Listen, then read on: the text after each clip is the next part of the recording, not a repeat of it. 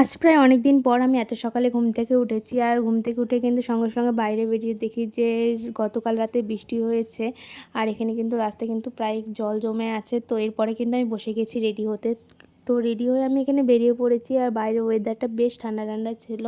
আর এরপরে আমি টোটো করে চলে আসি বাস স্ট্যান্ডে। আর বাস স্ট্যান্ডে এসে তো আমি এখানে বাসও পেয়ে গেছি। আর বাসটা কিন্তু পুরো ফাঁকা ছিল, এত সকালের জন্য সেরকম লোকজন ছিল না। তোমরা হয়তো এতক্ষণে আশা করছি বুঝতেই পারছো যে আমি কোথায় যাচ্ছি। তো আমি যাচ্ছি বাড়ি, তো আবার একটা বেলার জন্য। তো তারপরে কিন্তু আমি বাসে করে চলে আসি আমার বাড়ি। আর বাড়ি এসে যেটা প্রথমে আমার কাছ থেকে সেটা হচ্ছে আয়নার সামনে গিয়ে প্রথমে আগে নিজেকে দেখা। তো এরপরে কিন্তু আমি রান্নাঘরে গিয়ে দেখছি যে ভাই আমার জন্য চা করছে। তো চলো ভিডিওটা দেখতে থাকো। ও মা, এ ঢং করতেছি কেন আসে?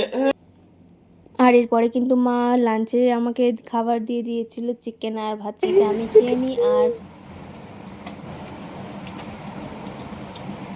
কি খাচ্ছি এটা দেখ। দেখিস না, বাবা পালালো পালালো, হাঁসের পা। দেন তো খাওয়া দাওয়া করে একটু রেস্ট নিয়েছিলাম। আর রেস্ট নিয়ে কিন্তু আমি আবার বাড়ি থেকে বেরিয়ে পড়ি আমার হোস্টেলে আসার উদ্দেশ্যে। আর এখানে আমি এখনও হোস্টেল ঢুকিনি, কিন্তু তার আগে আমার কিছু জিনিসপত্র নেওয়ার ছিল, তো সেগুলো নিয়ে নিয়েছি আমি এখান থেকে। আর এরপরে কিন্তু আমি টোটো করে চলে এসেছিলাম আমার হোস্টেলে।